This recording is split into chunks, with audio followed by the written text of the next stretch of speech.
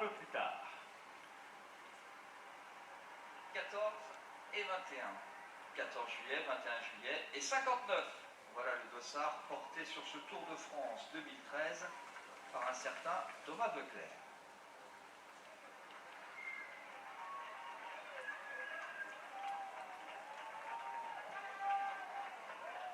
Il y a déjà énormément de monde pour saluer les futurs acteurs du Tour de France. Le départ réel n'a pas encore été donné. Vous avez aperçu, vous l'apercevez là à droite de la route, ce nouveau maillot. Il était blanc il y a encore quelques jours. C'était le cas notamment dimanche dernier lors des très beaux championnats de France organisés à Lannilis, à une vingtaine de kilomètres de Brest en Bretagne. Merci, vous étiez près de 2 millions en moyenne à suivre ce championnat de France. Et donc aujourd'hui, pour ce 100e Tour de France, l'équipe dirigée et managée par Marc Maillot a désormais des maillots FDJ.fr tout bleu.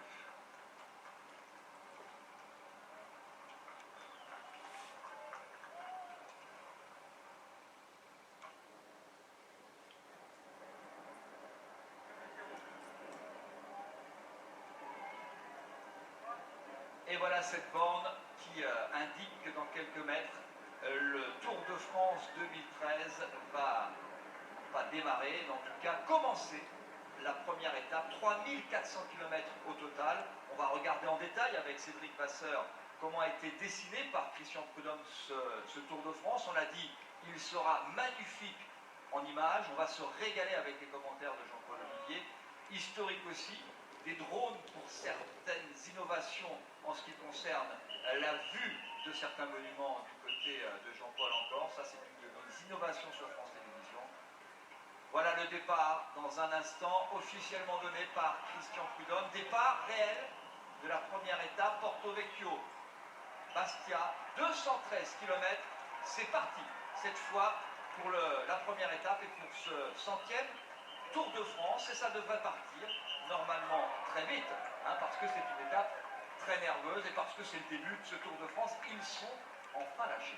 Oui, les coureurs ont envie d'en découdre. Enfin, on voit les coureurs de la formation Europcar de Jean-René Bernaudot et c'est être les premiers à tenter la belle. Alors c'est vrai que vous le disiez tout à l'heure, même si cette étape ne comporte aucune difficulté majeure, il y a quand même un maillot de meilleur grimpeur à aller chercher puisque les coureurs vont parcourir une boucle de 60 km au sud de Porto Vecchio avant de repasser.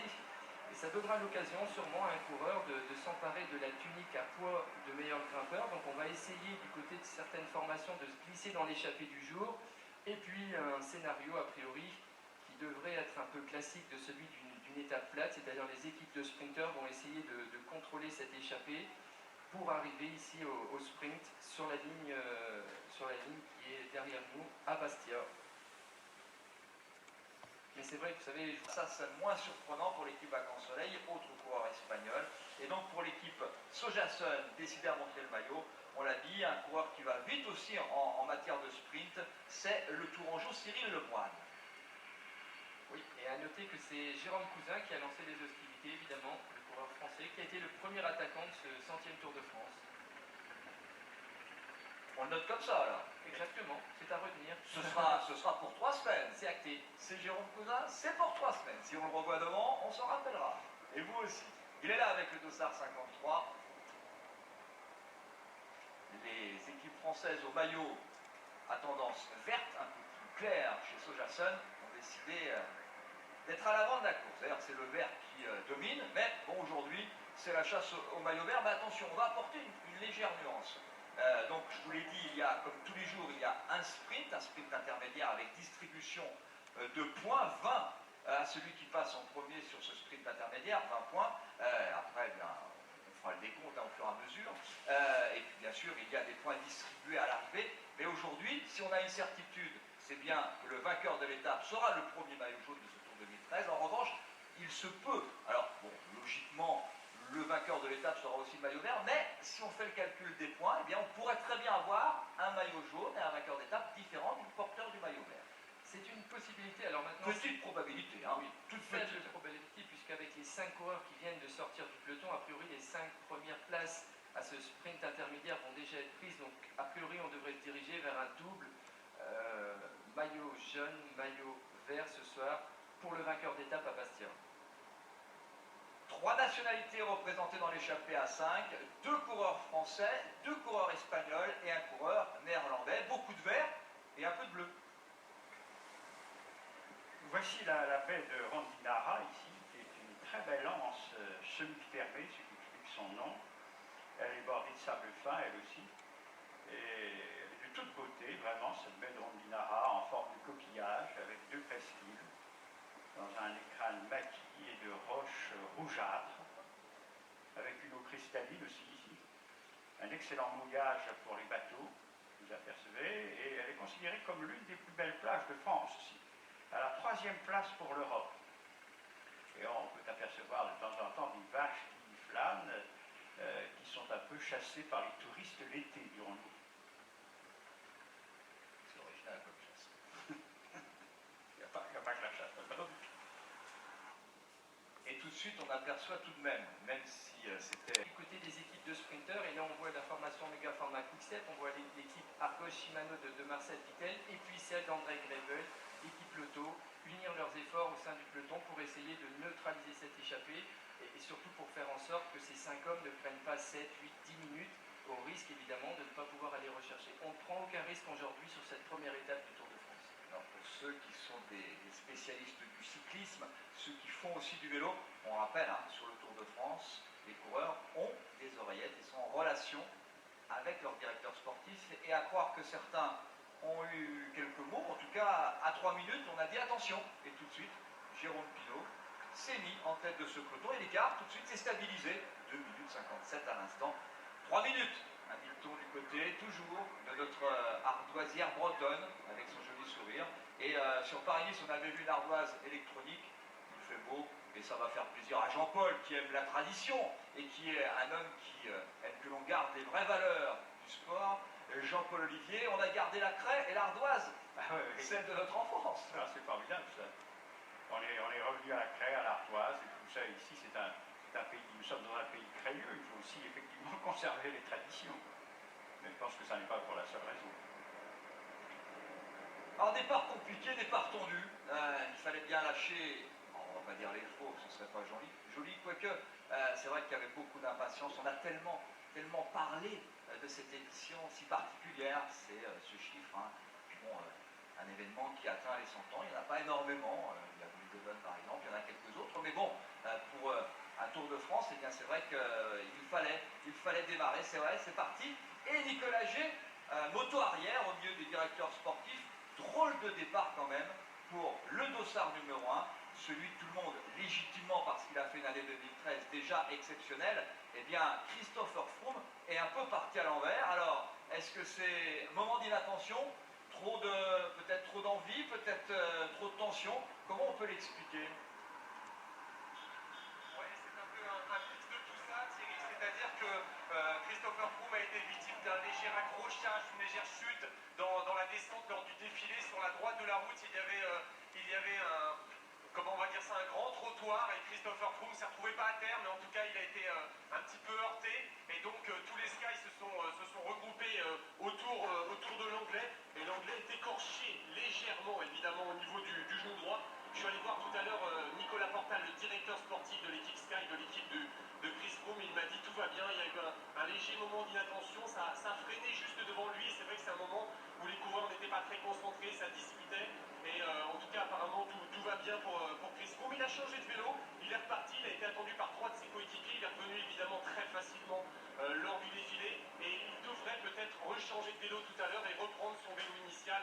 En tout cas, petite alerte pour Christopher Froome, et c'est sûr que ça aurait pu mieux commencer, beaucoup mieux commencer pour le grand favori de ce Tour de France. Oui, alors facile de savoir pourquoi il a pris son deuxième vélo, vous verrez s'il est revenu à celui initial. Sur celui-là, il n'y a pas de plaque de cadre, il n'y a pas donc le dossard numéro 1, ni de transpondeur d'ailleurs, sur ce vélo. Et Jean-Paul, forcément, en fait je crois qu'on va vous laisser aujourd'hui parler. Non, pourquoi pas, même si les chansons impriment, d'aller au bout. En tout cas, on est en train de quitter là la partie, j'allais dire, de ligne droite. On a eu 2 grandes lignes droites, et on entre véritablement là dans le maquis corse, avec une route qui zigzague et qui va pas tarder à monter. Alors c'est peut-être aussi pour ça qu'on a eu des petites conversations entre directeurs sportifs et coureurs. Le revêtement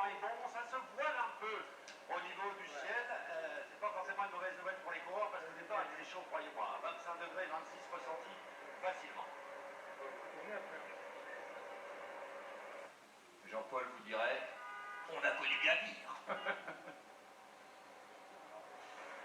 Et notre ami Laurent Fignon nous aurait dit, oh, c'est rien, on a à peine mis le chauffage.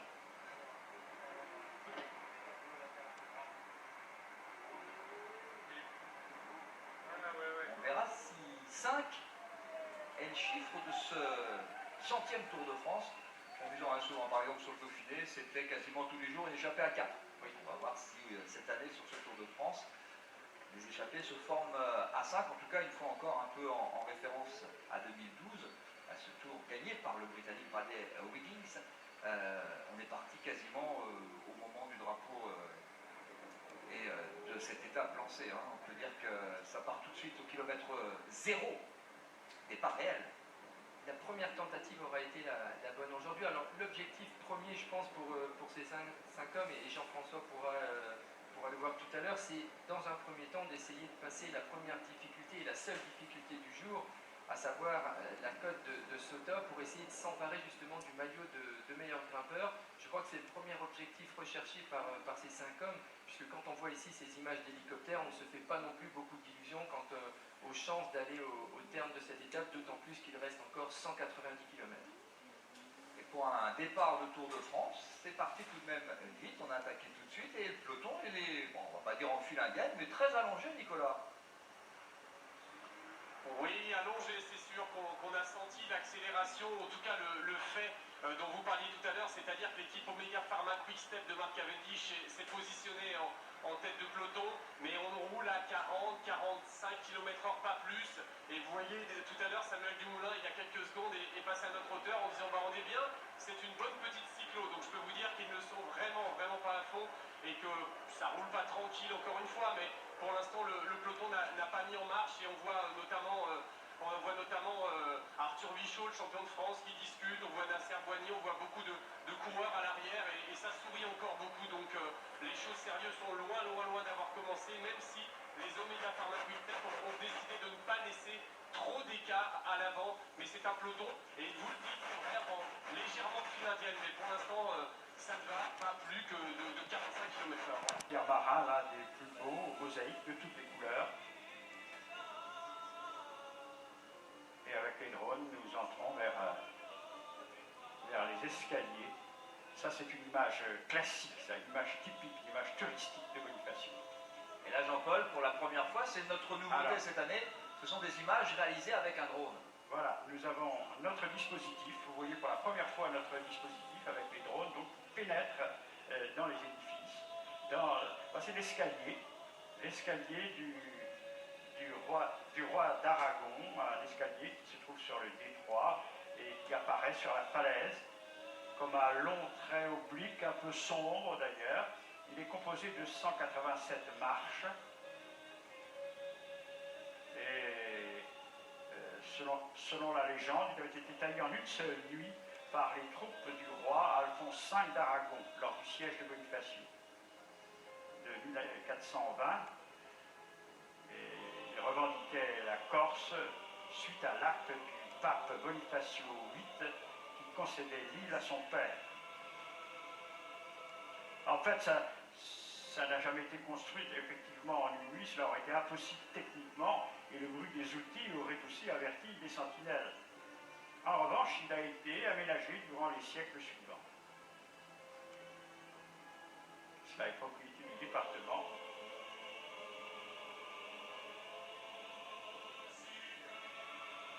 Nous avons aussi la marine, qui est le quartier du port, à la naissance de la presqu'île, qui est dominé par le bastion imposant qui protégeait jadis la citadelle. La rangée des maisons construites le long des quais forment la ville basse. Ici, c'est le magnifique panorama de Bonifacio avec sa tour d'Argonne. À 2 points. Et ça c'est pour le final, hein, et le sprint intermédiaire, les 15 premiers marquent des points de 20 à 1 point pour les 15 premiers sur ce sprint intermédiaire jugé ici au kilomètre 150 à San Giuliano. On sera alors à 63 km de l'arrivée. Et on peut estimer qu'à partir de là, le scénario va être un peu différent. Oui, on va rentrer dans une deuxième phase au niveau de cette étape. C'est vrai que la première place, c'était un peu une prise de contact, une mise en route. Alors qu'on se retrouve avec Jens Voigt ici à l'arrière du peloton. L'éternel. Le Benjamin aura 20 ans le 26 juillet prochain, je vous l'ai dit, c'est Danny Van Poppel. Et lui, il aura 42 ans cette année. Il a le sourire. Oui, Yancy. Il va falloir qu'il revienne sur le Tour de France, puisque Stuart Grady dispute son 17e Tour de France, et si Jens Voigt, qui a été équipé avec Stuart Grady, souhaite devenir le recordman de participation, il va falloir revenir. Et il est avec Kim Andersen, le directeur sportif de la formation Radio Shack, Qui est aussi un directeur sportif français, c'est Alain Galopin, l'oncle de Tony Galopin, qui est dans cette équipe Radio Shack, emmené par Andy Schleck, avec aussi Andreas Klöden, Jens Voigt, mais sans Fabian Cancellara. Il n'y avait pas de prologue. non, Donc le coureur suisse est resté à la maison. Le profil ne lui convenait pas. Il fait partie des noms marquants du cyclisme mondial, absent sur ce 100e Tour de France, au même titre que le dernier vainqueur du Tour d'Italie, du Giro, Vincenzo Nibali. Il a fait l'impasse sur le Tour de France, peut-être au Tour d'Espagne, sûrement en tout cas à Florence chez lui pour disputer les championnats du monde. C'est son deuxième objectif. Il a réussi dans son premier, à savoir aux voitures de se stationner sur le bord de la route, puisque quand l'écart devient inférieur à la minute, pour des raisons de sécurité, le directeur de course demande aux voitures de s'arrêter, mais comme le peloton repère du terrain, on refait passer les voitures. et 3 minutes. Et 3 minutes. On est en menu, voilà, ce sera le chiffre du jour. 3 minutes pour une échappée pour l'instant solitaire pour Jérôme Cousin, mais le groupe de 5 est en train pratiquement de se reformer. Vous apercevez Jérôme Cousin en étant à hauteur du quatuor, Jean-François Carcaert. On est juste derrière le quatuor et en effet, à la faveur des hauts et des bas, des faux plats que nous parcourons, et bien, de temps en temps maintenant, ils aperçoivent le maillot vert de Jérôme Cousin, les 4 là. Alors, ils ont un peu tergiversé, puis finalement, ils sont repartis là.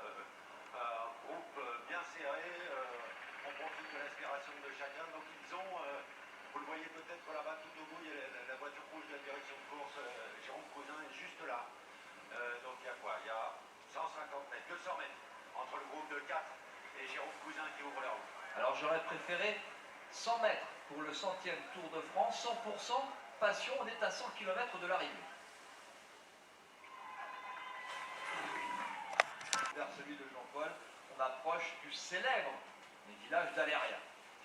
Eh oui, c'est le village d'Aléria parce qu'il y a eu les événements d'Aléria le 21 août 1975, lorsque le docteur Edmond Simeoni, à la tête de 12 hommes armés, va occuper une cave viticole appartenant à un propriétaire d'origine pied-noir pour protester contre une escroquerie menaçant de ruiner des centaines de petits viticulteurs. Il y a eu l'assaut de 1200 gendarmes et CRS. Et cet assaut fera 2 morts parmi les forces de l'ordre et un blessé grave parmi les militants de l'Action pour la renaissance de la Corse. Jérôme Cousin, Juan Rossello Bateau.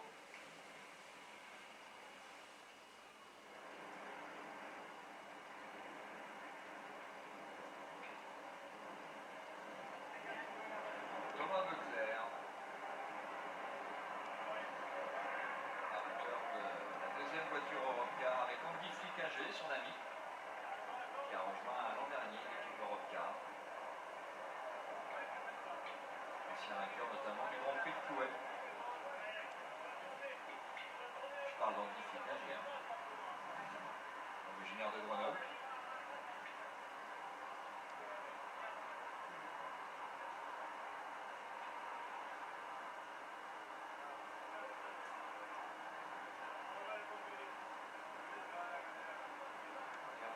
Qui profite de voir Thomas Beclerc à ses côtés pour lui donner quelques gels énergétiques. On l'a entendu aussi lui expliquer que ça allait un petit peu tourner à une vingtaine de kilomètres de l'arrivée. Vous voyez, c'est toujours intéressant. On voit que du côté des directeurs sportifs, on est très attentif et on ne veut surtout pas se faire piéger par un coup de bordure qui pourrait survenir dans le final.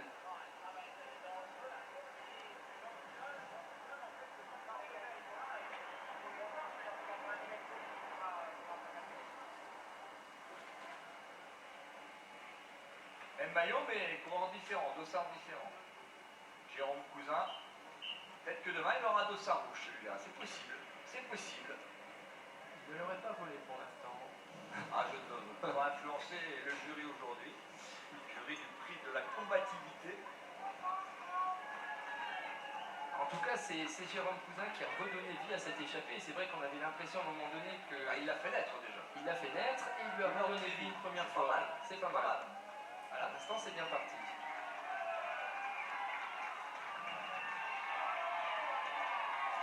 On traverse Aléria, Jean-Paul, avec le groupe de tête. C'est un chemin exact. Nous allons voir tout à l'heure le site archéologique certainement de la ville antique. Ah, c'est à la sortie juste avant. Ça sera sur la droite de la route. Ah, vous connaissez des choses. Hein. Au feu. Ici, les habitants sont appelés les Alerlachi. Ça ne brûle pas encore les cuisses.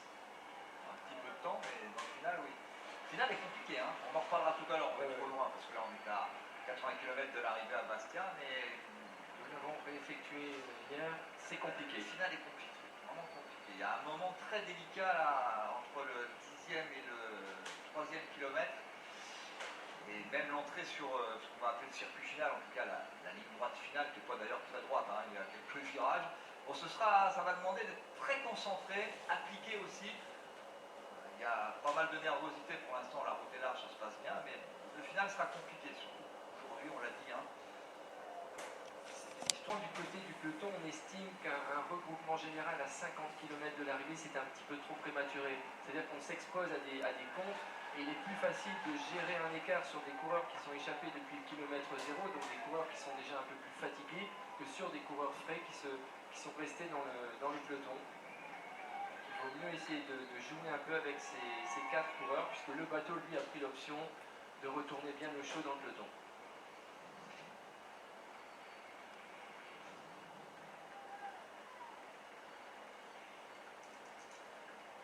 Alors, ce qui est aussi intéressant, Thierry, de remarquer, c'est que Marcel Kittel s'est complètement désintéressé du sprint intermédiaire. Ça peut avoir son importance tout à l'heure dans l'emballage final. Si on regarde au sein du peloton, c'est donc bien évidemment André Greipel qui a remporté ce sprint intermédiaire pour la 6e place, bien sûr. Il a devancé Mark Cavendish, Peter Sagan, Koopmans, Goss, Nasser Bouhanni, Sabatini, Stegman, Chavanel et Jonathan Hiver. Pas de trace de Marcel Kittel ni même de John Degenkolb. Ça veut donc dire que du côté de la formation Argos Shimano, on mise tout sur une victoire d'étape et on se désintéresse déjà du maillot vert.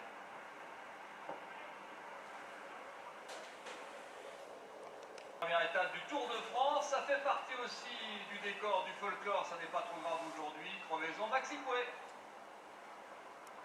Crevaison en effet du coureur de l'équipe AG2R, la mondiale, crevaison de la roue arrière pour l'un des piliers de cette équipe, de l'équipe de Chambéry, l'équipe de Vincent Lavenu. Et donc Maxime Bouet essaye de revenir. Pour l'instant, aucun de ses coéquipiers ne l'attend, mais il va revenir derrière les voitures. Et c'est un moment, il n'y a jamais de bon moment pour crever, mais là de moins en moins, puisque le peloton commence à accélérer. Et on voit Maxime Bouet donc derrière la voiture de l'équipe Lompré d'abord, puis qui va remonter derrière Vincent Lavenu. Et c'est en sympathie d'expérience, puisque Maxime Bouet évidemment énormément d'expérience de plus en plus. Et donc Maxime là qui est derrière la voiture Lampré et qui va revenir dans les voitures à un moment, je vous le disais Thierry, désormais où le peloton est lancé à environ 60 km/h. On l'avait dit, ce sera complètement différent. C'est l'emballage final pour cette première étape entre Porto Vecchio et Bastia. C'est 213 km au total. L'écart n'est plus que de 22 secondes en faveur des 4 hommes de tête.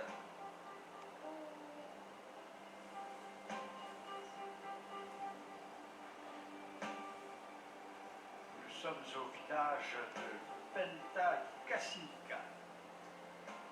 Penta di Casinca, c'est la beauté de son architecture qui vaut à ce village belvédère d'être classé par décret d'août 73 et d'être reconnu site pittoresque du département de la Corse. Et c'est le seul village de l'île à être classé en son entier. Regardez, c'est magnifique même. Et la municipalité a voulu la sauvegarde de ce patrimoine en établissant établissant en partenariat avec le service départemental d'architecture de l'environnement un cahier des charges de prescription architecturale, tout simplement. Alors, au sommet du village, vous avez aperçu l'église San Michel, San Michele. C'est fini. Bah, pas pour vous, Jean-Paul. Hein, mais Si, pour, non, mais vous aussi, mais eux aussi. Eux aussi. Je suis désolé, Jean-Paul, mais voilà. Alors, le village est là. Très beau village, effectivement. Mais bon, toutes les images du tour vont être magnifiques. Parfois, bon, c'est vrai, il y a des moments un peu d'absence sur certains tours, mais là, franchement, pour avoir repéré l'ensemble des étapes, je crois qu'on va vraiment avoir beaucoup de belles images. Franchement, vraiment. Vous allez vous régaler. Je vous aussi. Regardez, elle est intéressante cette église, l'église San Michele. Elle a été consacrée en 1760. Et là, sur ce clocher campanile en moellon de schiste, cette église baroque présente un plan allongé, formé d'une nef à 3 vaisseaux. On n'en voit pas beaucoup de ce genre d'architecture. Il est couvert par des lauses en schiste, appelées tèges. C'est une propriété publique, bien sûr inscrite à l'inventaire des monuments historiques. Et à l'intérieur, il y a un mobilier absolument remarquable. Et ce village présente aussi de belles ruelles aux maisons pittoresques. Ça s'appelle donc Penta di Casinga. C'est une réserve exceptionnelle. Allez, petit moment de répit entre le 25e, en tout cas entre l'arche indiquant les 25 derniers kilomètres et l'arche indiquant les 20 km. On s'est un peu calmé quand même en tête de peloton. Certains doivent respirer. Oui, mais bon, c'est le calme avant, pas la tempête, mais presque. Presque, oui. À signaler aussi aux téléspectateurs que quand les coureurs franchissent la banderole des 20 derniers kilomètres, on n'a plus le droit de se ravitailler, donc c'est fini. Interdiction maintenant formelle de faire appel à sa voiture pour des raisons de sécurité.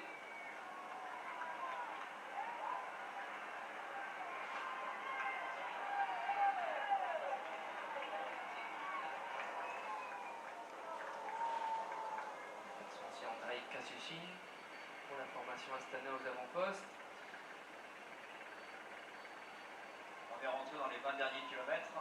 Ça sent comme prévu le sprint massif à Bastia. Le grand favori, l'ancien champion du monde, Marc Cavendish, vainqueur d'étape sur le Tour de San Luis en Argentine, à Tirreno Adriatico, aux 3 jours de la panne, 4 victoires d'étape au Tour du Qatar, 5 sur le Tour d'Italie, 41 victoires déjà sur des grands tours, et il a dépassé les 100. Marc Cavendish, grand favori aujourd'hui pour être le premier maillot jaune du Tour. Il devra se méfier, on l'a dit, d'André Greipel. Tout à l'heure, il lui a envoyé un message, le coureur allemand de l'équipe Lotto Bélisol. Le gorille de Rostock qui a gagné sur le Tour Med, qui a gagné 2 étapes en Belgique, sur le Tour de Turquie, 3 étapes en ouverture en janvier au Down Under en Australie. C'est 10 victoires au total en 2013, 4 déjà sur le Tour de France. Après, il y a les jeunes, Marcel Kittel, bien sûr, l'allemand de l'équipe Argo Shimano, 25 ans, vainqueur du Grand Prix de l'Escaut, du Tour de Picardie, qui a déjà gagné sur un grand tour en Espagne et qui a gagné cette année à Oman sur Paris-Nice. 2 victoires d'étape sur le Tour du Picardie, 3 sur le Tour du Turquie. Nasser Bouhanni, bien sûr. Nasser Bouhanni, c'est 4 victoires en 2013 à Oman sur Paris-Nice. Il avait gagné à Nemours. Le Spinalien qui va se frotter au meilleur du monde, mais il l'a déjà fait sur le Giro, sur le Tour d'Italie, où il a beaucoup appris. On verra le rôle tenu par Peter Sagan. Lui, il a gagné à La Panne, il a gagné Gand-Wevelgem, il a gagné la Flèche Brabanson, il a gagné sur Oman, à Tirreno, au Tour de Californie, au Tour de Suisse. Bref, c'est un homme, il sait tout faire. Et puis on regardera du côté des outsiders. Je ne sais pas si vous êtes d'accord avec ces Ryder Eda, elle a été retardée par la chute. L'arche des 10 km. 10 km de l'arrivée. Alors je vous ai mis l'eau à la bouche en vous disant, je vais vous montrer une image. Bon, la gare, on la met de côté parce que là, on va vivre le final de cette première étape en Corse, de ce 100e Tour de France. On vous la montrera dans l'après-tour avec Gérard Rolls, tout simplement. C'est qu'il y a eu une frayeur parce qu'un bus, le bus de l'équipe Orica Greenedge, n'a pas réussi, était un peu plus haut que prévu. Et il est resté coincé sous l'arche qui indique la ligne d'arrivée. Oui. Bah, il est toujours, le voilà. Là, c'est quand même un sacré problème. Hein. Il va falloir s'affoler parce que... 9 km. Ah oui, là, il va falloir s'affoler. Et là, c'est quand même... Voilà l'image. Merci Jean-Maurice et Fabrice Collin qui gère tout dans notre quart de diffusion. Là, c'est quand même une image absolument incroyable. Et si on se... Alors, comment ça se passe? Là, il n'y a pas de vraie question, parce que si le bus ne se dégage pas, on peut pas, il faut que fasse marche arrière. Ouais, je pense que bon, et c'est là peut-être l'avantage aussi des oreillettes, puisque si malheureusement on n'arrivait pas à déplacer le bus dans les 4-5 derniers kilomètres, il faudrait passer immédiatement le message au coureur comme quoi il y a un problème. Je ne peux pas vous donner une réponse, c'est une situation qui ne s'est jamais produite. Non, j'avoue que c'est la première fois que je vois une situation qui arrive de cette façon. C'est problématique. Dans les courses, les grèves, tout ça. On est en train de dégonfler les pneus pour qu'il arrive à passer quand même. Hein. 8 km à 60 km/h, ça va vite. Ça y est vite, hein. C'est un truc incroyable. Voilà, on hésitait un peu, on a réussi à vous montrer ça, mais c'est la folie quoi. Ouais, mais c'est difficile d'arrêter un peloton de 198 coureurs lancé à 60 km/h, donc évidemment...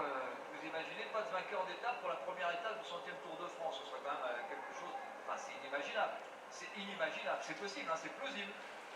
Là, je peux vous dire que l'adrénaline, ça doit monter. Hein. Ouh là là! Tu recules de quelques mètres pour regarder un parking, il va faire à droite. Là, ils arrivent, hein. Ils sont là. Ouais. Le problème, c'est qu'ils sont là. Pas très loin. Je prends une décision très rapide. Fabrice Collin me tient au courant.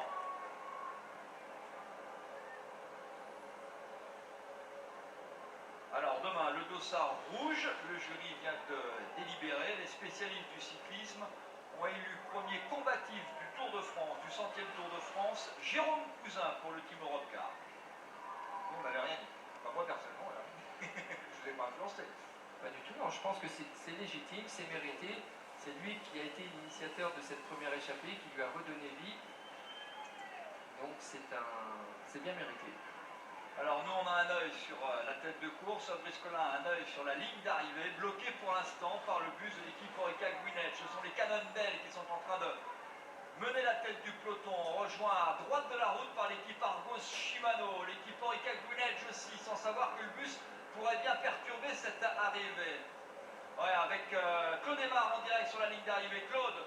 Oui, Thierry, bonjour à tous. Effectivement, regardez le quart de Orica Gwinett qui a touché la ligne d'arrivée, la grosse plaque qui est sur la ligne d'arrivée qui stipule voilà, que les coureurs passent dessus. Le chrono est touché également, le quart est coincé, donc ça pose un gros problème parce que vous doutez bien qu'il faut enlever le quart, il faut surtout maintenir cette grosse plaque de ligne d'arrivée pour pas qu'elle ne tombe pas justement. Et en ce moment, vous voyez, tout le monde s'affaire pour essayer de trouver une solution. On n'en a pas, il faut faire venir une grue, mais le problème c'est que Thierry, vous savez très bien, les coureurs ils sont là. Ils sont là. Alors là, c'est un contraste terrible entre cet affolement et ce bus qui bloque la ligne d'arrivée et cet emballage final mené vitesse grand V, bien sûr, pour le premier sprint du Tour de France, comme c'était prévu. Comme c'était prévu. Oui, et là voilà, les coureurs vont arriver bientôt à 5 km, ils vont avoir une portion très rapide et donc il faudra prendre une décision rapide, je pense. Alors la décision, a priori, la décision vient d'être prise, l'arrivée sera jugée à 3 km de l'arrivée. Ah, c'est un début invraisemblable. C'est un début complètement fou, quelque chose qu'on a rarement vu. Là, Jean-Paul va se plonger dans votre mémoire et dans l'histoire, mais a priori, alors, les coureurs vont tous être avertis. Alors, je ne sais pas qu'est-ce qui va matérialiser, c'est l'arche du 3 km, je suppose, qui va nous servir de ligne d'arrivée, c'est ça. Alors, où est-ce qu'il est le 3 km? Il est juste avant le virage à épingle. Voilà, là, voilà. On ne peut pas faire une arrivée là, je pense pas. Hein. Non, c'est pas possible. Moi je veux bien, mais bon, je n'en sais rien. Pour l'instant, c'est ce que Fabrice Collin vient de me dire. A priori, l'ASO a pris la décision. Maurice Sport, organisateur du Tour de France, ont pris la décision, les organisateurs, de faire l'arrivée à 3 km de l'arrivée. Sous large de 3 km, vous allez placer, c'est pas terrible. Hein. Et là, pas sur la flamme rouge. Et là, attention, Thierry, voilà, les coureurs vont reprendre. Bon, 1 km pour s'arrêter, ça ira. Si on fait ce qu'il faut.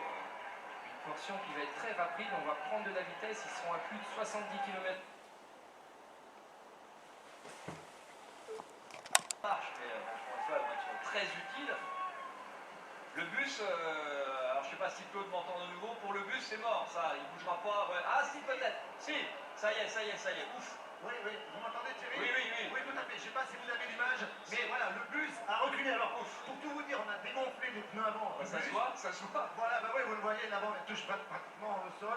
On a dégonflé les pneus avant, et ça y est, le bus recule, donc je ne sais pas ce que va décider l'organisation, mais la ligne Chute, terrible chute dans le peloton, oh là là, grosse chute, énorme chute à hauteur du 10e coureur. On avait dit que ce serait une fin assez redoutable. Et là, il y a beaucoup de monde à terre et ça s'est passé à hauteur du 10 ou 15e coureur. C'est un coureur de la formation Megaforma Quick-Step qui a chuté. Et Peter Sagan est là. Peter Sagan est à terre. Peter Sagan est tombé. Oui, il est là. Peter Sagan est tombé. Peter Sagan est tombé. Oui, là, on l'avait dit, le final était compliqué. Plus cette histoire de bus. Du coup, tout le monde se retourne. André Greipel est là. Alors, on va faire les comptes. On a Niki Terpstra, donc probablement Mark Cavendish est présent. Sam Dumoulin est là. Alors l'équipe Omega Pharma Quick Step, il est où Mark Cavendish? Non, je ne vois pas pour Je l'instant. vois pas, Non. Marcel Kittel est là puisque je l'aperçois là en 3e position. Voilà. Sagan repart. Peter Sagan, victime de cette chute, est en train de repartir. Un mot avec Nicolas G, si vous êtes à hauteur de ceux qui sont tombés. Nicolas. Nicolas roule. Ah bah là on est gâté pour ce final, entre un final compliqué, une ligne d'arrivée bloquée, une chute qui met un des favoris en tout cas pour le sprint d'aujourd'hui à terre, Peter Sagan. Je pense plus de peur que de mal, mais bon, on vérifiera tout ça ce soir dans l'après-tour avec Gérard Rolls et bien sûr demain matin avec Codemar au départ. Faire le tour d'infirmerie, l'infirmerie est pleine, parce qu'il y avait quand même 7 ou 8 coureurs à terre. Oui. Cadel Evans est présent. Confirmation, l'arrivée sera bien jugée sur la ligne d'arrivée. Problème pour Greipel. Greipel est là, crevaison, je pense. Décidément. Ah, la chaîne a sauté, j'ai l'impression. Problème de chaîne, vous voyez. Donc, exact. problème mécanique pour André Greipel.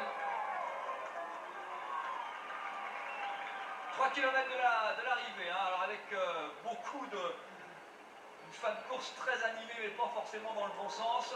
Et c'est Gutiérrez pour la formation Movistar qui est en train de rouler. Donc on doit sûrement avoir la présence de José Joaquin Rojas. On a David Millard qui est présent aux avant-postes, Sergei Lagoutine. Marc Cavendish doit être là, c'est pas possible. Il est où Marc Cavendish? J'arrive pas à le retrouver dans ce. Avec son maillot de champion de Grande-Bretagne. C'est l'équipe Omega Pharma Quick Step Course, c'est qu'il est là. Samuel Dumoulin est présent. Ouais, on est bien organisé avec El Kadri du côté de l'équipe AG2R La Mondiale. Mathieu Goss est présent. Là, je vois pas de Marc Cavendish. Non, il est pas. Pour l'instant, je le vois pas. Jonathan Hiver est là. Michael Scher, le champion de Suisse, est là. Et j'ai beau le chercher, Marc Cavendish, j'ai beau le chercher. Parce qu'il y a quand même un peloton qui fait une trentaine de coureurs. Les 2 km, les 2 derniers kilomètres de cette première étape, mouvementée dans son final, très mouvementée. J'ai l'impression qu'Alexander Christophe pour la formation Katusha est aussi là en 15e position. Pour l'instant, c'est tout bon pour Marcel Kittel. Et peut-être même John de Genkolb.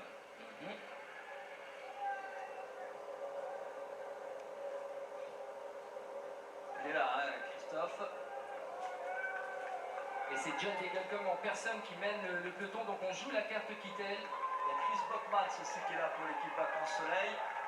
L'équipe Orica Greenedge avec Simon Gerrans à droite en train d'essayer de revenir pour Mathieu Goss qui doit encore être là. Vous l'apercevez, Simon Gerrans à droite. C'est Niki Terpstra qui prend la tête des opérations. Alors, c'est surprenant. Non, mais il doit tenter le coup en solitaire. Il fait le kilomètre. Niki Terpstra, il fait le kilomètre. Ça veut dire que Marc Cavendish n'est pas là. Alberto Contador a été retardé sur chute. Est-ce qu'il est tombé? J'en suis pas sûr, mais il a été retardé sur chute. Le dernier kilomètre, on est dans le dernier kilomètre. Avec Niki Terpstra qui fait le coup de ce qu'on pourrait appeler Jan Raas, un autre Hollandais célèbre qui était lui réputé pour son dernier kilomètre. Oui, et toujours John Degenkolb en tête de peloton. Pour Marcel Kittel dans sa roue. Niki Terpstra qui est au bout du bout mais qui voit la ligne d'arrivée. L'équipe Lotto du coup, son Greipel fait le sprint quand même pour Jürgen Roland, dont on parlait tout à l'heure. Attention à Christophe qui est là en 6e, 7e position. Terpstra est rejoint. Nouvelle chute. Un coureur de l'équipe Orica Greenedge qui est tombé là-bas aux 500 mètres.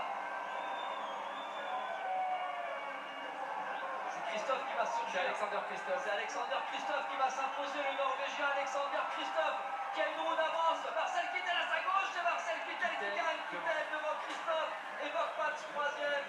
Victoire allemande ici à Bastia dans un drôle de finale. Vraiment un drôle de finale. Mais l'équipe Argos Shimano avec Marcel Kittel s'impose ici à Bastia. Marcel Kittel, le coureur allemand, sera donc bien le premier maillot jaune du Tour de France 2013. C'est sa première victoire à Marcel Kittel sur le Tour de France. 25 ans, le coureur allemand qui vient dans les derniers mètres sauter Alexander Kristoff, le coureur norvégien de l'équipe Katusha. Oui, et c'est Matteo Trentin pour la formation Mega.